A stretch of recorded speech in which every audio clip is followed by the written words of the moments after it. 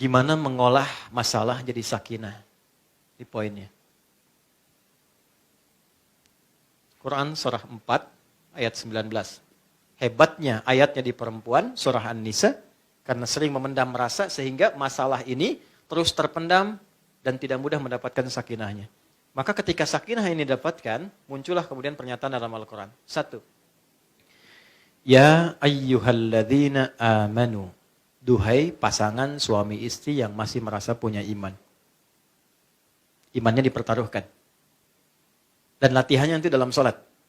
Makanya nanti ada bab suami jadi imam, istri jadi makmum berdua sholat.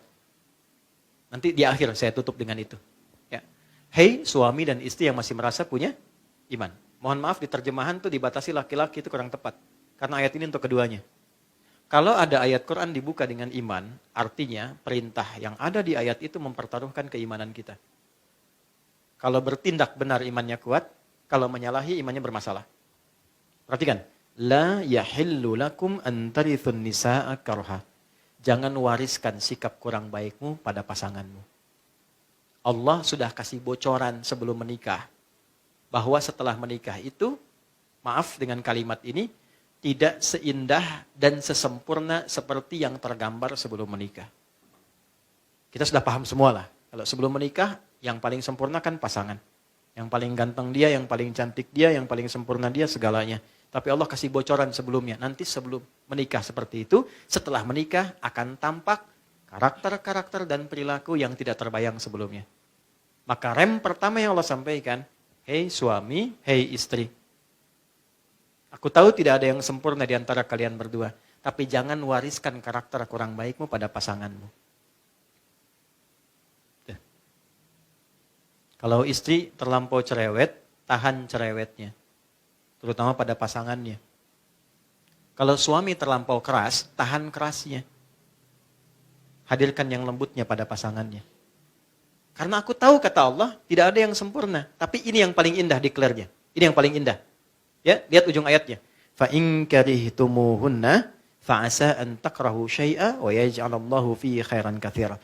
Tapi kalau ternyata tampak itu dalam pasanganmu, lihat, jangan marah. Itu dulu. Kalau pengen sakinah itu dulu satu, jangan marah. Misal, ini suami, ini istri. Tiba-tiba pada diri suami tampak satu sikap yang nggak disukai istri, yang nggak nampak sebelum menikah. Atau di awal-awal saat awal nikah nggak kelihatan. Tiba-tiba nampak. Kata Quran apa? Kata Allah, jangan marah dulu ya. Jangan buka celah untuk setan datang. Ada setan khusus yang memang menggoda kehidupan rumah tangga aja. Misinya cuma satu. Memecah belah hubungan rumah tangga. Namanya Dasim. Perempuannya Dasimah. Oke, muslim, muslimah, mukmin, mukminah. Dasim. Dasim itu tugasnya gimana caranya ribut terus suami istri. Padahal yang nggak wajar. Ada yang wajar, yang mesti dipertentangkan. Yang maksiat, yang ngajak keburukan, boleh didebat. Dengan cara yang elok, boleh keras dengan cara yang benar. Tapi pada yang nggak wajar, kok bisa bertengkar? Gitu. Persoalan sepele jadi besar, terus jadi kencang, kuat. Itu ada satu khusus yang provokasi. Itu ada di Quran surah 2, ayat 102. Dan itu dia bertugas sejak era Nabi Sulaiman alaihissalam. Janjinya. Quran surah 2, ayat 102. Diungkap di era Nabi Sulaiman, dimulai sejak zaman Nabi Adam. Jelas? Baik. Perhatikan. Yufarniquna bihi bainal mar'i wa zawji. Wattaba'u ma tatlu syayatinu ala mulki Sulaiman di atas sampai ke kalimat yufarniquna bihi bainal mar'i wa zawji. Di rumah tangga, gimana caranya pecah terus tuh. Rame terus, ribut terus. Sampai gak enak apapun. Maka Allah turunkan jalannya sebelum itu terjadi. Kalau engkau dapatkan pasanganmu, dia berperilaku hal yang kurang wajar bagimu dari karakternya. Satu, jangan marah dulu kata Allah. Yang paling indah apa? Yang paling indah. Sabar dulu. Ini bahasa tafsirnya ya. Karena aku pasangkan dia denganmu. Karena kelebihanmu itulah yang menyempurnakan kekurangannya. Gitu. Saya dipasangkan pada istri saya. Karena kekurangan saya yang sempurnakan istri saya. Bukan pada perempuan lain. Begitu sebaliknya. Kekurangan di istri, saya yang disempurnakan. Saya tuh paling nggak pengen datang ke talk show tentang keluarga. Kenapa? Karena saya harus menjaga kehormatan istri dan keluarga saya dengan pertanyaan-pertanyaan yang mungkin bisa mengungkap hal yang tidak seharusnya. Karena itu kalau dialog, saya ditanya, Ustadz, apa yang paling gak suka dari istri? Saya katakan, saya semua suka. Karena Allah jadikan saya pasangannya untuk menyempurnakan kekurangannya. Gitu. Itu poinnya. Jadi jangan marah. Satu dulu itu. Karena Allah titipkan. Mungkin bagi Anda suami senang marah. Titipkan pada istri. Ini sabar. Berapa tahun ini sabar? Kalau pada orang lain mungkin selesai. Tapi dititipkan pada pasangan ini karena ini yang mampu bisa menahannya. Ini yang menyempurnakannya. Nah kalau sudah mendapatkan istri yang semacam ini, syukuri kepada Allah dengan menurunkan tensinya. Kenapa? Karena belum tentu kalau berpisah dengan dia bisa mendapatkan yang setabah ini.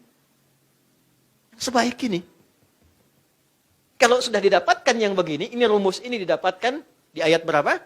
Ya di ayat 7 sampai 10, di surat berapa? Surah 91. Quran surah 91 Asy-Syams ayat 7 sampai 10. Wa nafsi wa ma sawwaha fa'alhamaha fujuraha wa taqwaha. Qad aflaha man zakkaha wa qad khaba man. Dalam diri manusia itu cuma punya dua kecenderungan. Satu sifat baik, takwa. Dua sifat kurang baik yang salahnya, fujur, nafsunya. Nafsu. Ini selalu ada. Jadi kalau di sini ada sabar, di sini pasti ada marah. Di sini ada jujur, di takwa, di sini pasti ada dusta. Anda mau katakan tidak ada dusta di antara kita, ya, tapi dustanya tetap ada. Jelas? Ya, kalau di sini ada rendah hati, di sini pasti ada sombong. Nah, caranya bagaimana mengolahnya? Perhatikan baik-baik. Saya ambil bagian pertama saja, sabar dan marah. Perhatikan kalimatnya. Qad aflaha man zakkaha. Sungguh bahagia orang yang mampu mengolah, menyuci keadaan jiwanya ini sehingga melahirkan sifat baiknya. Oke, masih belum kita tangkap kalau sampai situ. Kasih permisalan. Teman-teman, ibu, teman-teman, kalau nyuci dibuang bajunya atau kotorannya? Kotorannya, nggak mungkin. Saya nyuci, buang bajunya. Nyuci, buang bajunya. Pasti kotorannya kan? Baik, nyuci itu pada yang kotor, pada yang bersih. Pasti pada yang kotor. Yang bersih nggak akan dicuci. Jadi Allah ciptakan kotoran itu bukan ingin membuat baju kotor. Tapi ingin menampakkan kebersihannya. Sebab kalau nggak ada yang kotor, nggak kelihatan bersihnya. Sama persis, Allah ciptakan marah. Bukan ingin menjadikan suami pemarah, bukan. Tapi ingin menampilkan kesabaran dalam istri karena ada masalah di depan yang butuh kesabaran meningkat lagi. Jadi kalau menemukan suami marah, cepat cari lawannya. Sabar. Suami datang marah, istri sabar. Jangan tambah marah. Ya, datang marah-marah, ya tenang aja dulu.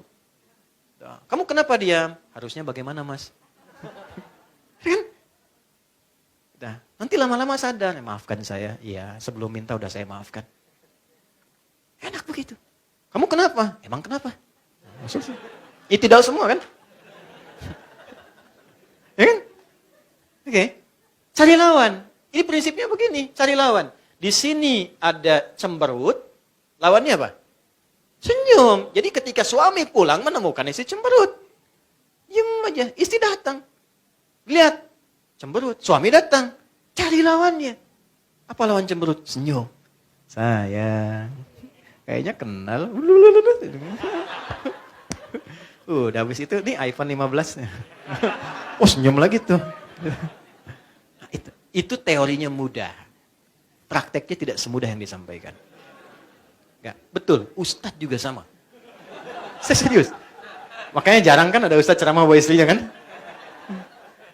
Ini live gak? Assalamualaikum. Oke? Ini nggak mudah. Nah, ini yang menjadikan dan mengantarkan pada sakinah. Kalau nggak begini susah.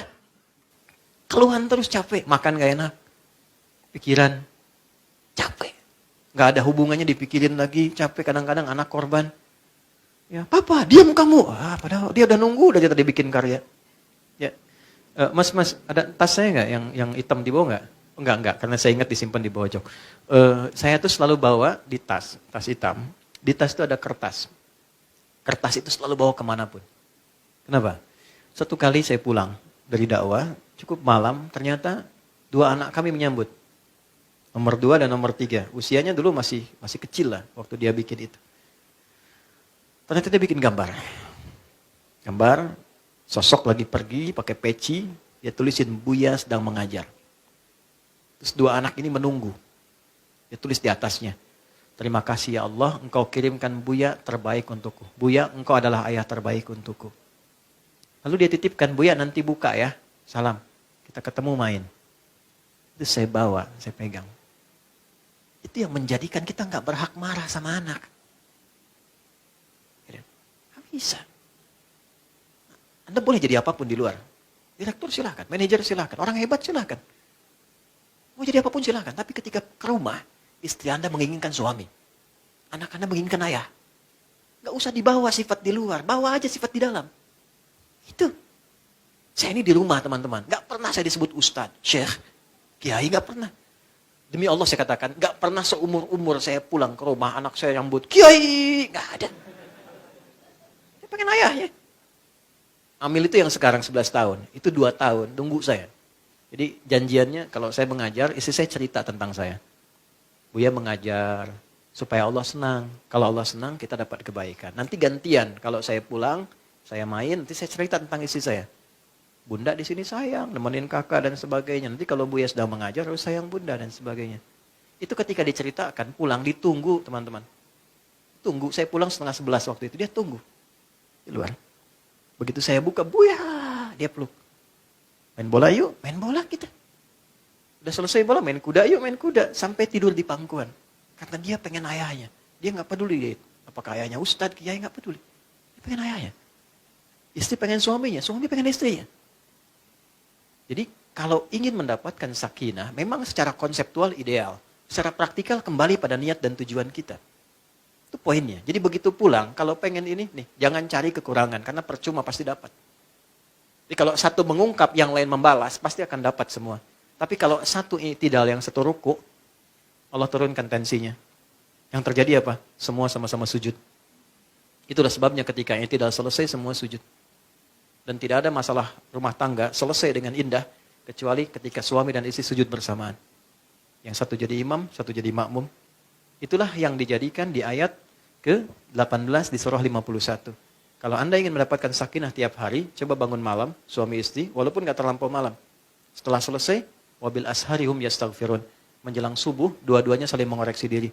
Suami minta maaf ke istri minta maaf ke suami. Kalau sudah ada keluarga lebih enak lagi. Sayang, maafkan aku ya. Aku mungkin belum jadi suami yang baik sampai hari ini. Ayah yang baik. Allah titipkan aku membersamai kamu. Mohon maafkan karena memang gak ada yang sempurna. Kalau aku pulang hari ini terlebih dulu kepada Allah, mohon ridho dengan semua sikapku. Dibalas lagi. Aku yang banyak salah mas. Begini-begini. Itu semua. Begitu selesai. Astagfirullah ya Allah. Mohon ampun ya Allah. Minta maaf ya Allah. Sujud. Selesai. Gak percaya silakan. Bedakan rasanya. Rasakan bedanya. Pasti akan terasa bedanya. Itu. Gitu ya. Enggak, tapi ini nyata.